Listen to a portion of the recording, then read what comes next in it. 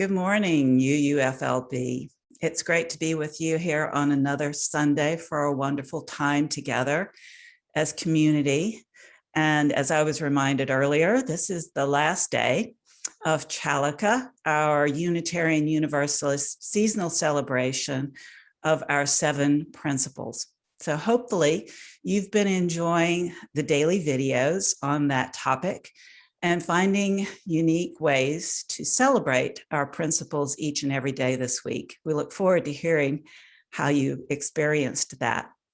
And if you happen to miss those videos, I think you could find them posted on our Facebook page and go through them in the coming days if you missed out on that opportunity. But before we get started, I want to just take just a moment to acknowledge how fortunate we are that our weather was rather mild that came through last night. Hopefully it didn't impact you in any way. But I know we all send out our thoughts of support and concern for those who were affected in Kentucky and neighboring states. I hope friends and families of you who live afar, perhaps in those regions, are safe and well this morning. So let me go ahead and get our slides up.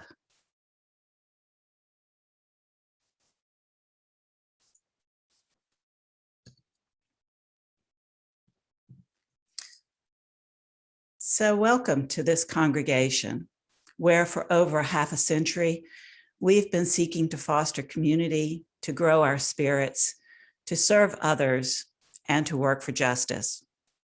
We are very glad that you have joined us this morning in our sacred cyberspace and hope that here you will experience love, acceptance, and inspiration. After our service, please feel welcome to stick around for fellowship and conversation. And if you haven't already done so, it's best to put your Zoom controls in speaker view during the service. Our monthly touchstone theme for the month of December is the theme of healing. Ian McLaren wrote, "Be kind. Everyone you meet is fighting a hard battle." Since this is true, we are all in need of healing, and we are all called to be healers. While healing is physical, it's also emotional and spiritual. In some cases, while physical healing may not be possible, emotional and spiritual healing become even more important.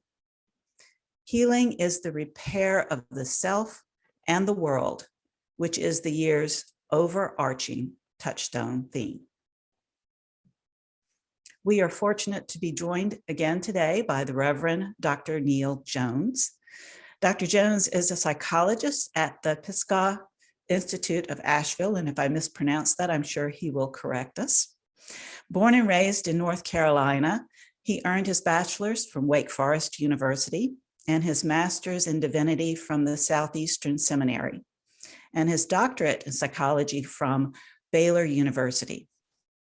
He has served as the minister of 5 congregations in North and South Carolina, Texas, and Pennsylvania, most recently at the mainline Unitarian Church near Philly. He also serves as the chair of the National Board of Trustees of Americans United for Separation of Church and State. Reverend Dr. Jones teaches and practices a spirituality of personal wholeness, relational respect, and social justice. The title of his message for us today is "The Unitarians Won." As reliable as Christmas itself, we once again hear accusations from the religious right of a war on Christmas. Fortunately, that war has been fought and won by the Unitarians. Join us today as we learn about how the Unitarians won. Now, let us enter into worship together.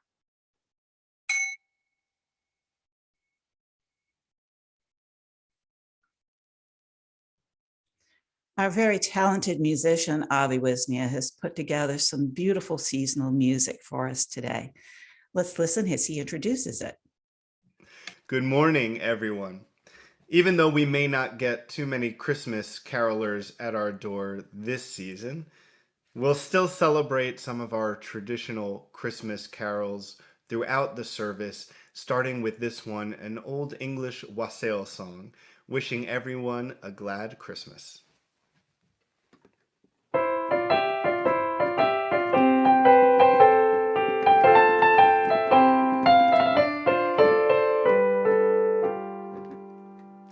Here we come a-caroling among the leaves so green, and here we come a-wandering so fair to be seen. Love and joy come to you, and to you glad Christmas too, and God bless you and send you a happy new year, and God send you a happy new year. We are not daily beggars that beg from door to door, but we are neighbors' children who you have seen before. Love and joy come to you, and to you glad Christmas too, and God bless you and send you a happy new year, and God send you a happy new year. Good master and mistress, as you sit by the fire, pray think of all the children who wander in the mire. Love and joy come to you, and to you glad Christmas too, and God bless you and send you a happy new year, and God bless you a happy new year. God bless the master of this house, likewise the mistress too, and all the little children, God bless each one of you. Love and joy come to you, and to you glad Christmas too, and God bless you and send you a happy new year, and God bless you and send you a happy new year, and God send you a happy new year.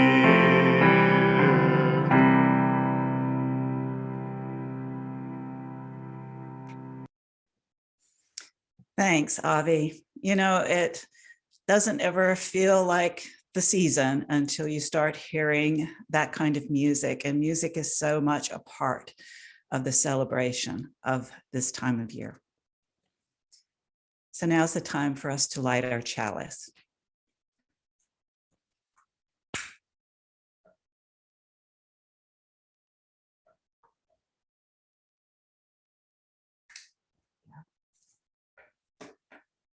For every time we make a mistake and we decide to start again, we light this chalice. For every time we are lonely and we let someone be our friend, we light this chalice. For every time we are disappointed and we choose to hope, we light this chalice. Our opening words for this morning are by Reverend Lynn Strauss. I believe we are all in need of healing, for we all live in a broken world. We all live in the storm of hate and violence, of war and guns, of climate change and deforestation. We all live in the world of economic inequality and isms of all kinds. I believe there is a part of us that is divine and sacred. I believe this is a potential source of healing energy. And now Beck Style brings us our message for all ages. Good morning. My name is Beck Stow, and our story for all ages today is The Shortest Day, celebrating the winter solstice, written by Wendy Pfeiffer and illustrated by Jesse Reish. In late autumn in the northern part of the world, squirrels hide nuts, foxes grow thick fur coats, and flocks of birds fly to warmer places. The sun rises later each morning and sets earlier each evening. Each day it appears lower in the southern sky. As the sun gets lower and lower, the north gets less and less daylight. The air grows colder. Chickadees fluff their feathers to keep warm, woodchucks hibernate in their burrows, and white-tailed deer nuzzle through the snow to find the last blades of grass. On short winter days, children bundle in warm clothes and walk through a frosty white world, dragging long shadows behind them. On long winter nights, families eat dinner while it's dark outside. Children wonder when the days will get long again so they can play outside after dinner like they did in summer. In the north, on or around December 21st, the sun reaches its lowest point on the horizon, making that day the shortest day of the year. Like all days, December 21st has 24 hours, but it's called the shortest day because it has the fewest hours of daylight. The shortest day, called the winter solstice, is the beginning of winter, and in some places, winter means cold, nose-nipping weather. The earth tilts as it moves around the sun. When the northern part of the earth tilts away from the sun, the north gets less heat and light than the southern part. About 5,000 years ago, people who studied the sky noticed that day after day, the sun set in different places on the western horizon. They discovered that when the sun set farthest south, that was the shortest day. These early astronomers planned to mark the shortest day. Then each year, people would know when the days would start getting longer again. Over 2,000 years ago, Romans celebrated the shortest day with festivals and merrymaking. They gave evergreen branches to friends as a sign of good luck. Evergreen wreaths decorated their doors. Since these plants stayed green when most others turned brown, they reminded the Romans of the coming spring. Mistletoe and holly hang in their homes because plants that survived the harsh winter were symbols of life. Many people believed these plants would bring strength to their families. Today, people still celebrate at the beginning of winter by decorating their houses, lighting the darkness, gathering together, and exchanging gifts. They no longer worry that the sun will disappear forever. People know that days get colder when their part of the earth tilts away from the sun. They know that days get shorter when the sun appears lower in the sky. People celebrate the shortest day because longer days follow. Flocks of birds will return, seedling oak trees will sprout, and children can play outside after dinner. For more than 5,000 years, people have welcomed the winter solstice because it's a new beginning.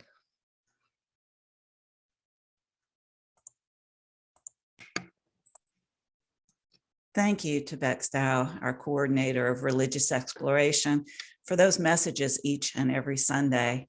That one in particular rings a bell for me because, this is not my favorite time of year when the days get so shorter. So I'll be looking forward to celebrating the winter solstice and having the lights in green around me until the days get longer. And now let's continue with our musical interlude and another carol from Avi.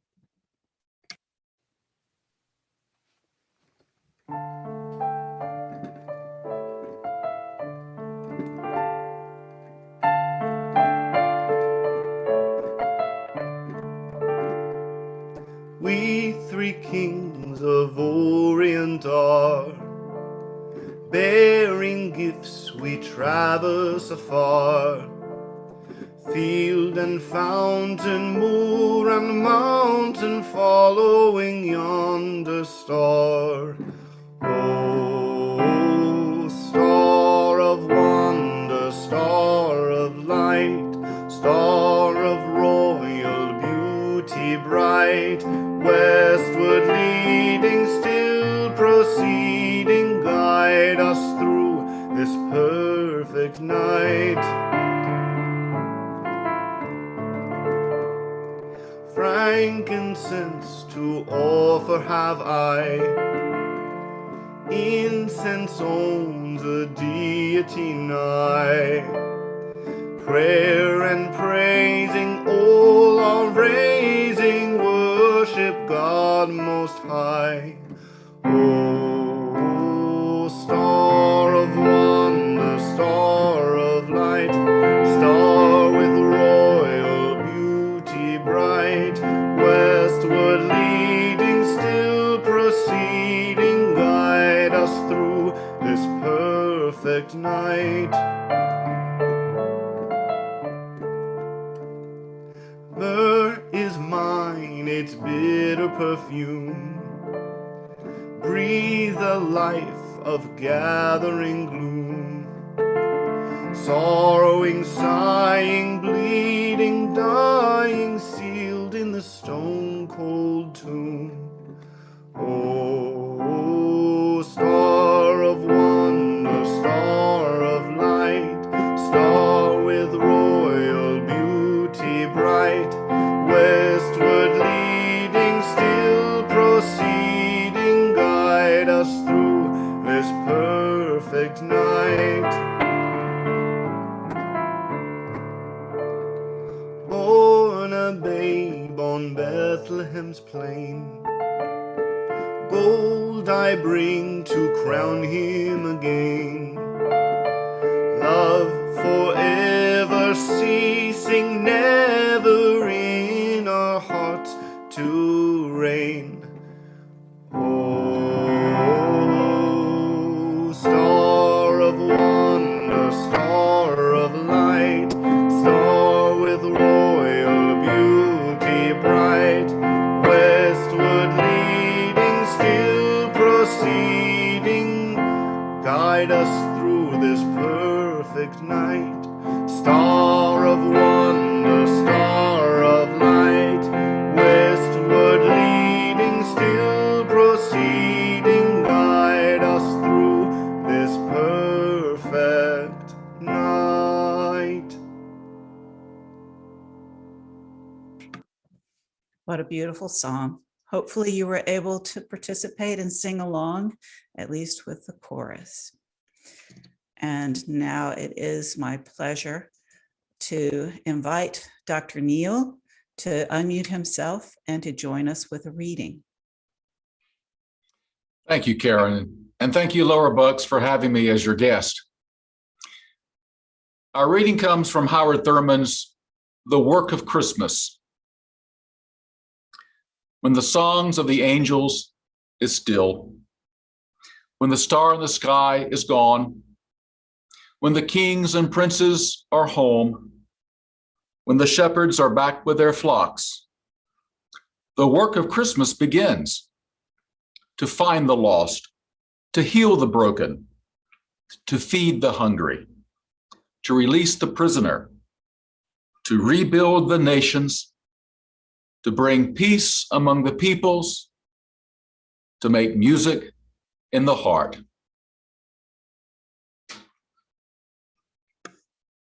Thank you, Dr. Neal. And now it's our opportunity to share our gifts with our split plate offering.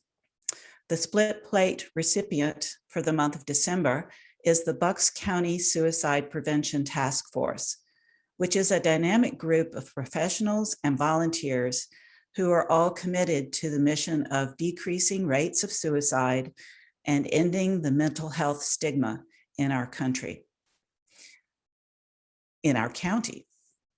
They are fighting to reduce deaths by suicide by educating residents on depression and mental health, reducing the stigma of seeking help, and improving access to services.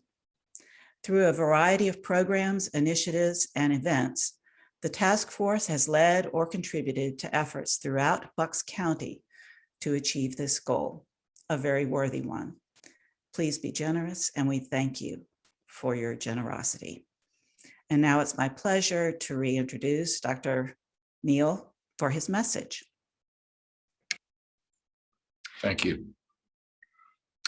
Well, it's that time of year again, when we hang our stockings by the chimney with care, when we drag a tree inside the house, hang ornaments on its limbs, and place wrap presents underneath, when we sing Christmas carols, listen to Christmas songs, and read Christmas stories, And it's that time of year when we must endure the red-faced rantings of a few Grinches who warn us that there is a war on Christmas being waged by liberals, humanists, and atheists who are seeking to banish any mention of Jesus in the public square.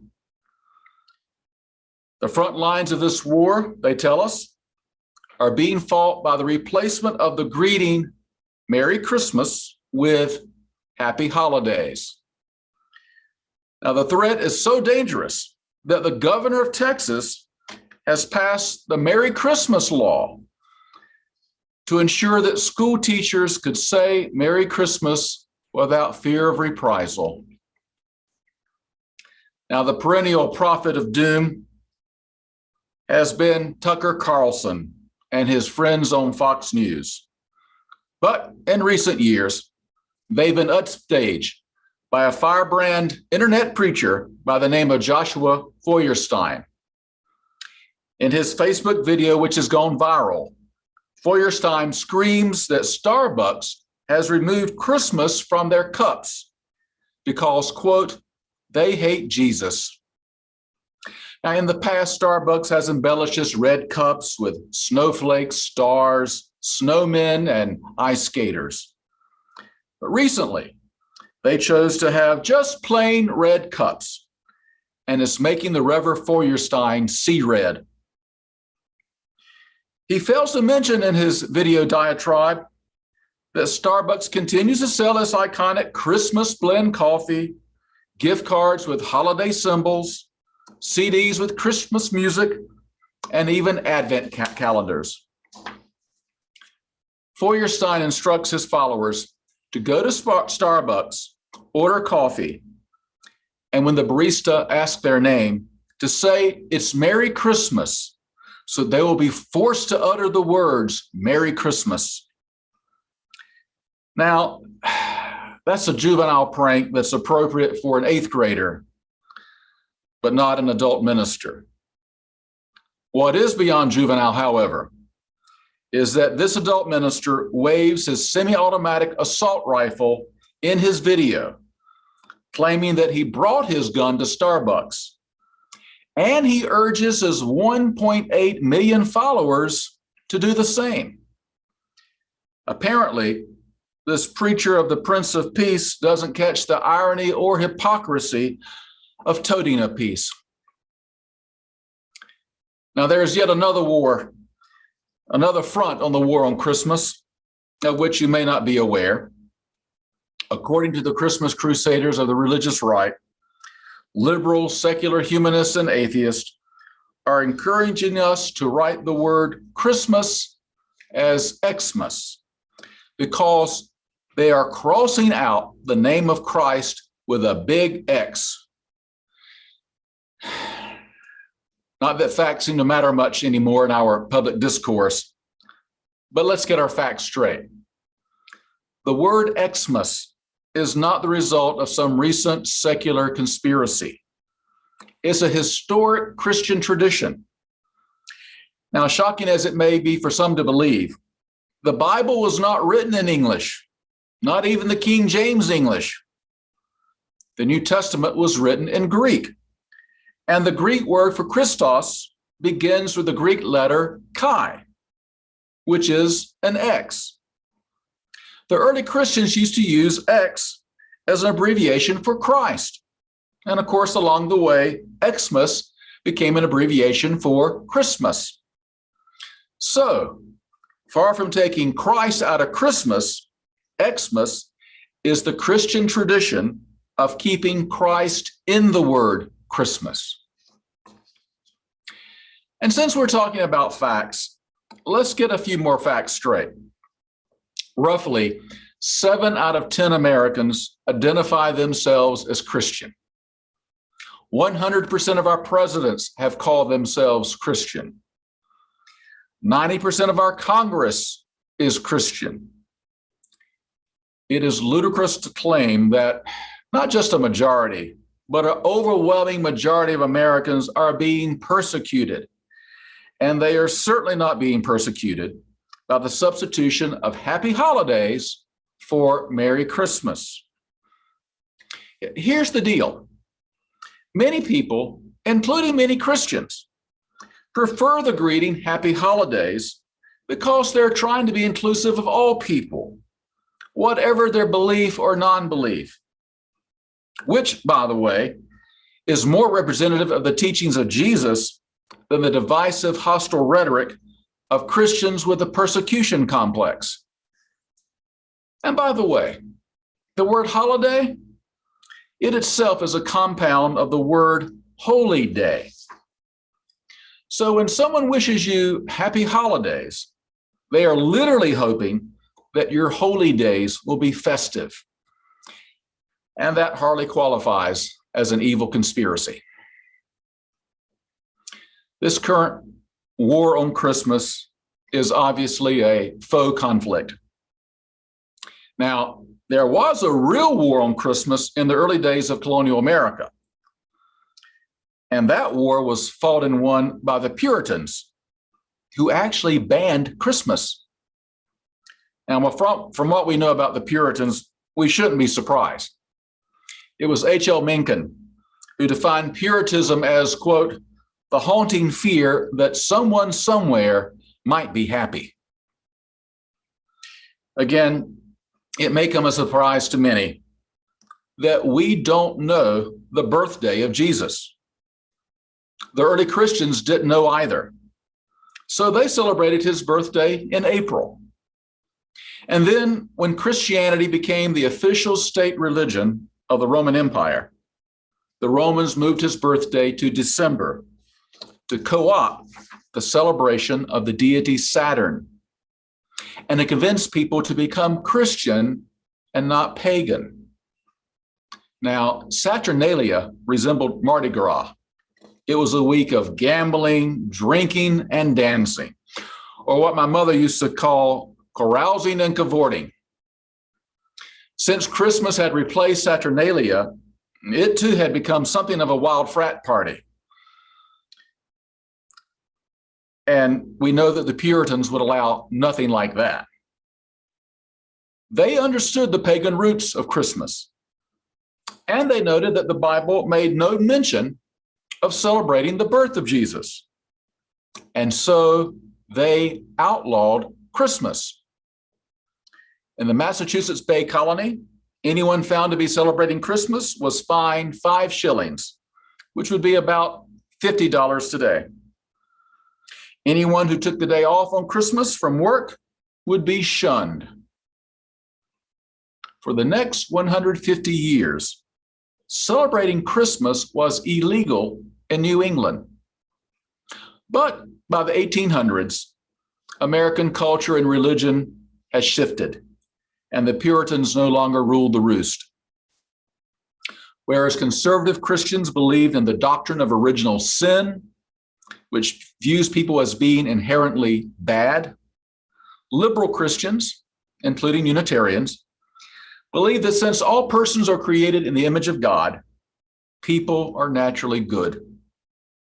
Religious conservatives believed in salvation by faith, which required an emotional, spirit-filled conversion experience.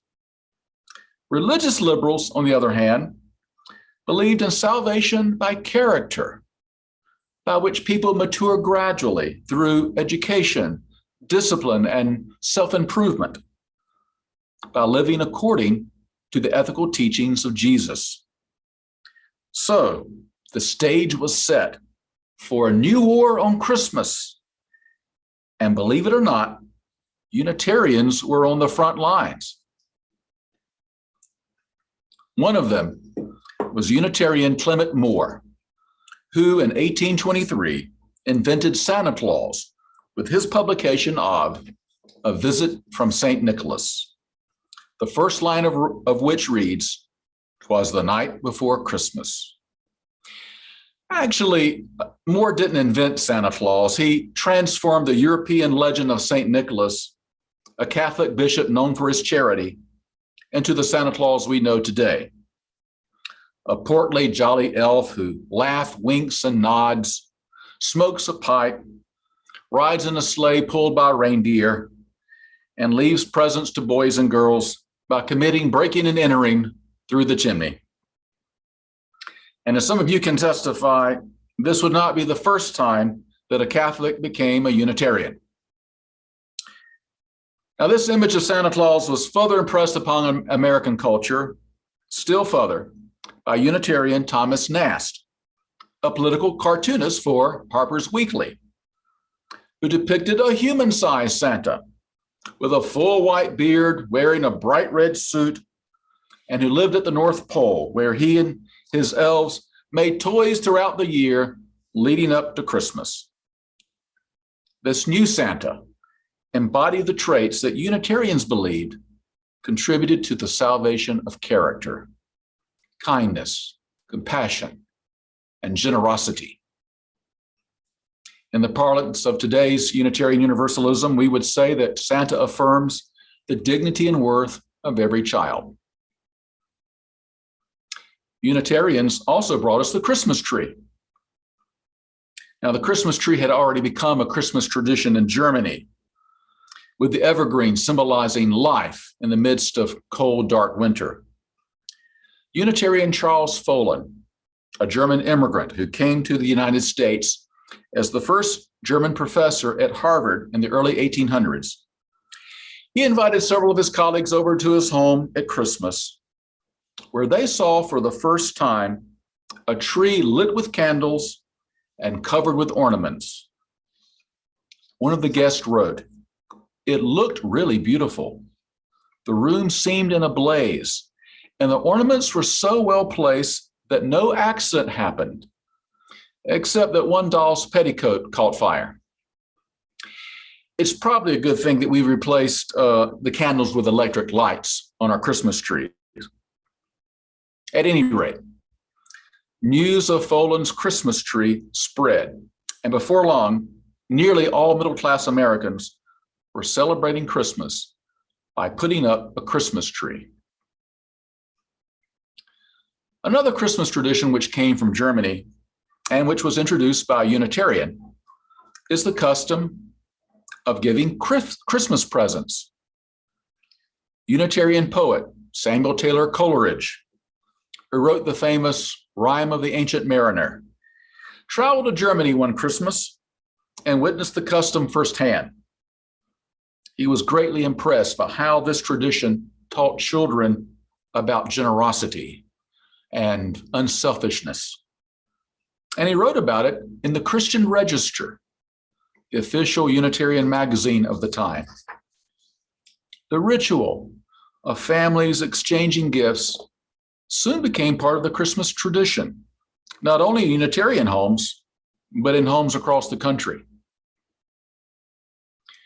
Unitarians also did much to introduce the practice of charity into Christmas. Now, they no longer believed in the supernatural aspects of Jesus, but they believed it was their responsibility to practice the teachings of Jesus, especially his care for the poor. And no other person did as much to transform Christmas into a holiday of helping the poor as Charles Dickens.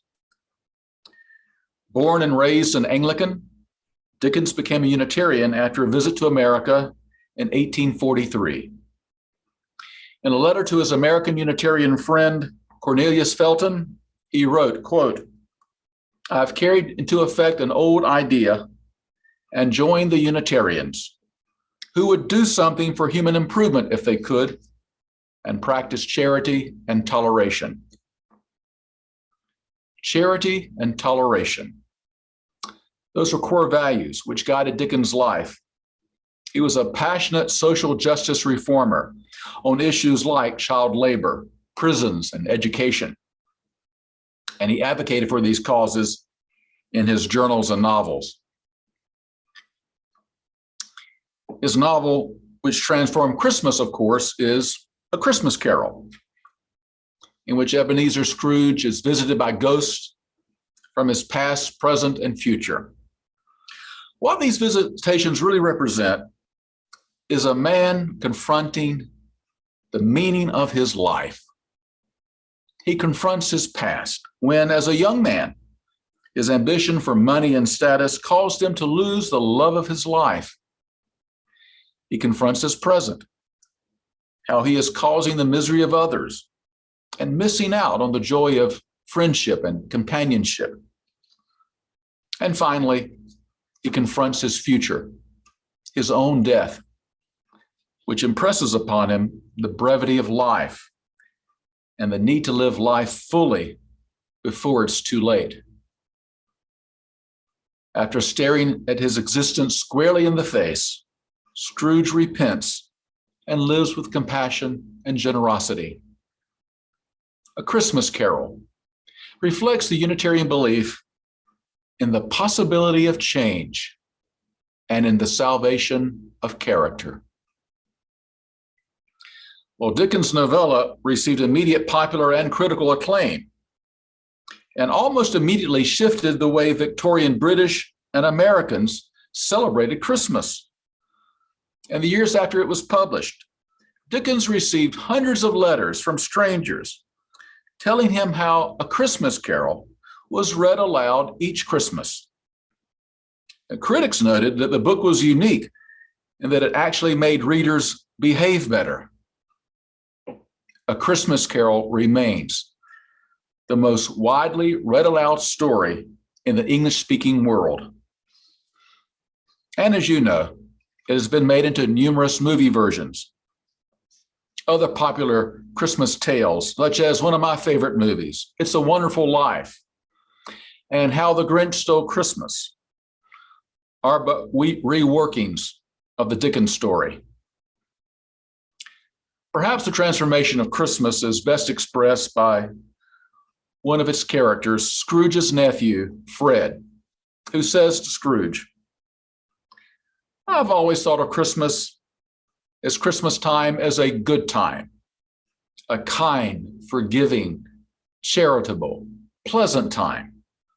The only time I know in the long calendar of the year when men and women seem by one consent to open up their shut up hearts freely.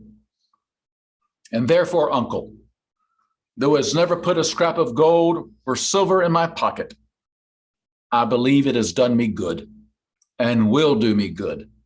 And I say, God bless it." God bless Christmas indeed. The social justice message of Christmas was reiterated just 6 years later by Unitarian minister, the Reverend Edmund Hamilton Sears, who wrote the Christmas Carol, It Came Upon the Midnight Clear.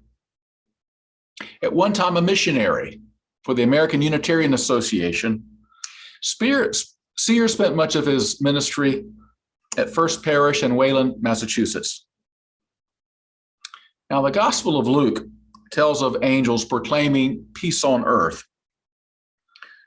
But for most traditional Christians, that has been interpreted as the private inner peace of having a personal relationship with Jesus. Sears, like other Unitarians and liberal Christians, believed that humankind was actually obligated to stop killing each other through the barbarity of war.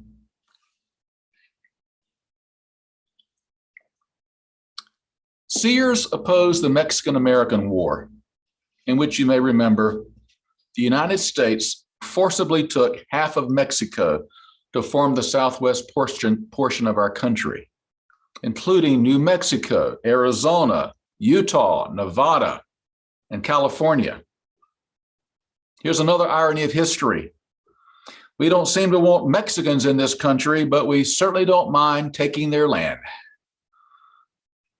President James K. Polk supported the war with the doctrine of manifest destiny, the belief that God ordained the United States to possess North America from sea to shining sea. Ex-slave Frederick Douglass, young Congressman Abraham Lincoln, Unitarian Congressman John Quincy Adams, and Unitarian Henry David Thoreau also opposed that war and its perverted religious justification. In fact, Thoreau was jailed for refusing to pay taxes to support the war. and he wrote his famous essay, Civil Disobedience, to explain why. Many conservative Christians would not include in their hymnals the verse in which Sears openly condemns war. But with the woes of war and strife, the world has suffered long. Beneath the angels' strain have rolled 2,000 years of wrong. And we who fight the wars hear not the love song which they bring. Oh, hush the noise of battle strife, and hear the angels sing. Many of those conservative Christians said at the time that this was just the sort of thing you would expect of a Unitarian, to which many of us would proudly say, yes, it is.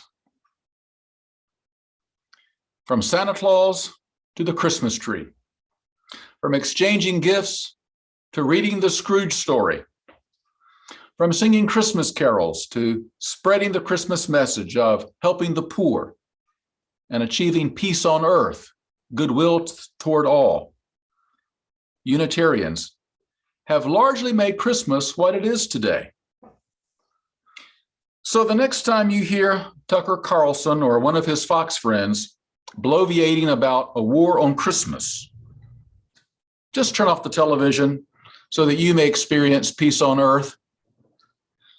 Pour yourself a cup of eggnog, cut yourself a slice of fruitcake, and celebrate the fact that Unitarians have already won the war on Christmas.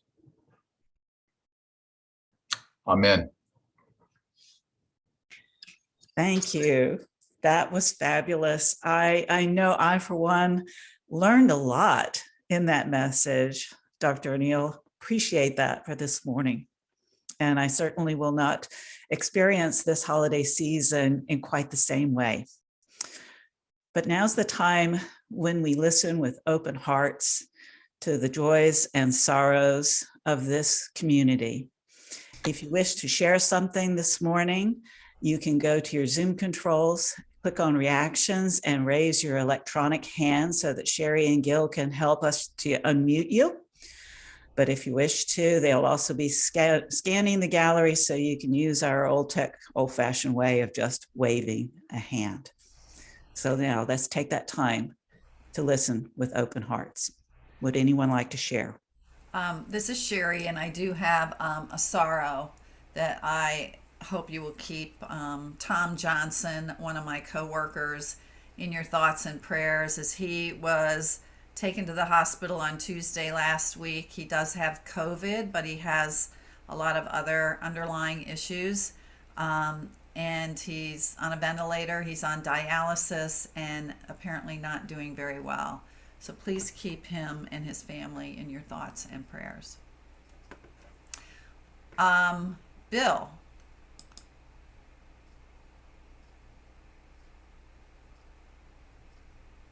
Bill Stroop, you can unmute. I just want to let everybody know that Debbie had, we think, successful shoulder surgery on Friday, and she's in a sling and hopefully healing at this point.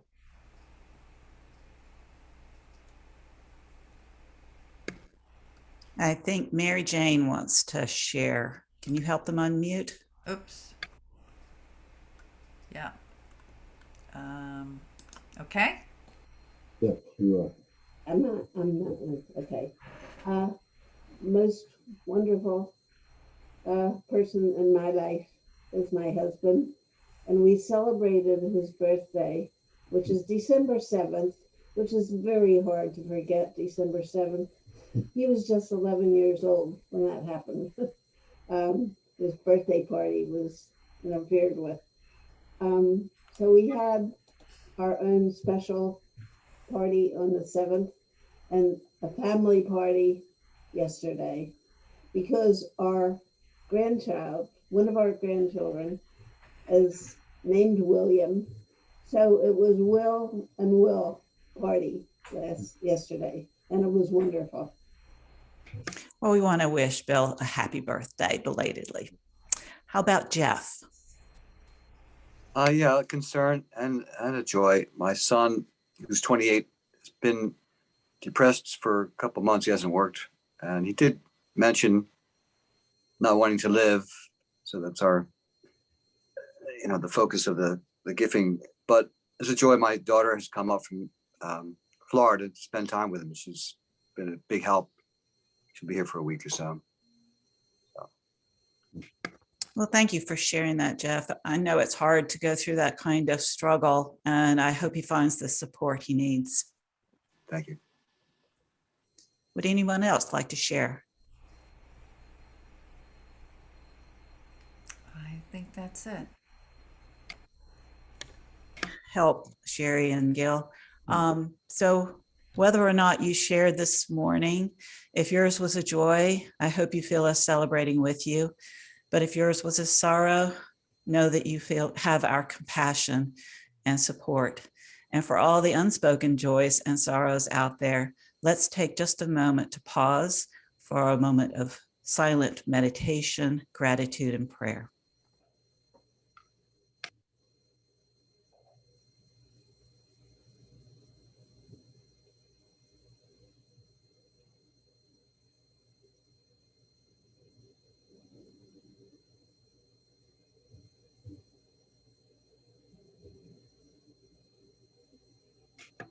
And now Avi will return for our closing song, another familiar Christmas carol that hopefully you can sing along with.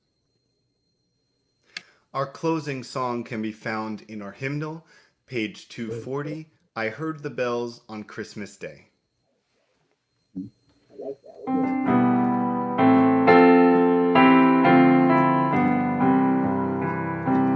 I heard the bells on Christmas Day, their old familiar carols play, and wild and sweet the words repeat of peace on earth to all goodwill. I thought how as the day had come, the belfries of the kingdom had rolled along the unbroken song of peace on earth to all goodwill. And in despair I bowed my head. There is no peace on earth, I said, for hate is strong and mocks the song of peace on earth to all goodwill. Then pealed the bells more loud and deep. God is not dead, nor doth God sleep. The wrong shall fail, the right prevail, with peace on earth to all goodwill. Still ringing, singing on its way, the world revolved from day to day. A voice, a chime, a chant sublime of peace on earth to all goodwill. I heard the bells on Christmas Day, their old familiar carols play, and wild and sweet those words repeat of peace on earth to all goodwill. Yes, peace on earth to all goodwill.